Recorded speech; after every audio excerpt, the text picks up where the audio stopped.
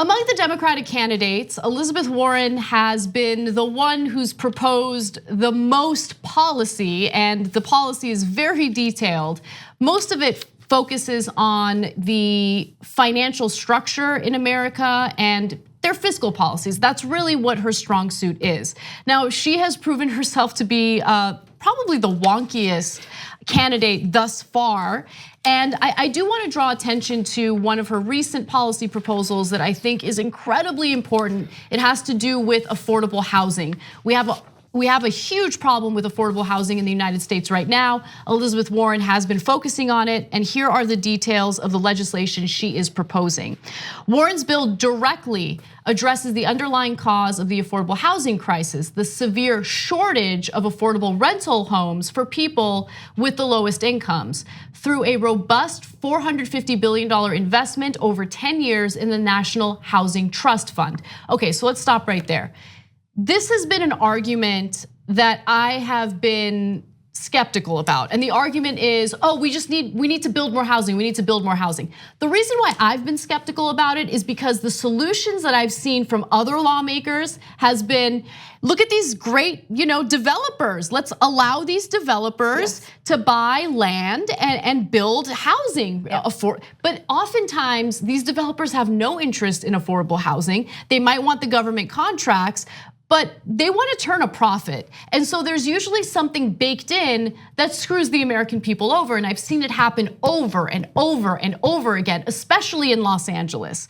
They'll say that they're gonna have some percentage of the units as affordable housing units, and then they'll turn around and they'll build condominiums. Right. And it drives me crazy. So I love the fact that in this case, you have Elizabeth Warren proposing the development of these properties or of these apartment buildings, through government funding. The government would be behind it. It wouldn't be some private developer who's looking to cash in later.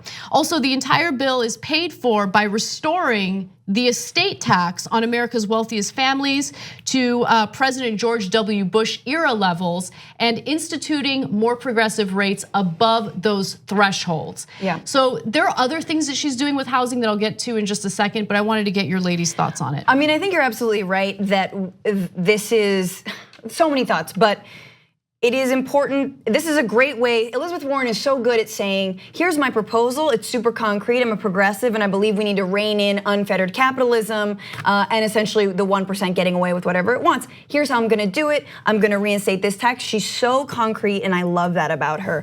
I will say, to your point about getting annoyed at housing in Los Angeles and in California generally, I would also love to see from Elizabeth Warren, and I will help, and I believe we should implement rent control. We're living in a state that has beat ballot measures to actually implement rent control because there's tons of money, development money and elsewise, that goes into defeating them. You're absolutely right, and Maytha, let me give you a few more details real quick. So there's other proposals from Elizabeth Warren. She proposed a check on the unregulated takeover of rental housing by the country's biggest investment firms. Instead of allowing Wall Street-backed developers to flip any distressed and foreclosed mortgages into single-family rental units, her bill would require the government to help keep the majority of these homes in the possession of individuals, community groups, and affordable housing developers by setting aside a supply of mortgages that Wall Street can't touch.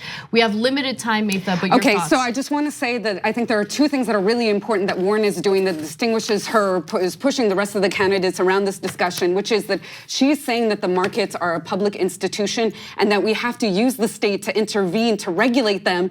And the thing is, for decades, corporations have been intervening, and we need to actually have the state work for us. 2 easy ways to follow the Young Turks. One is hit the subscribe button down below, then you're a TYT subscriber. And second is ring the bell.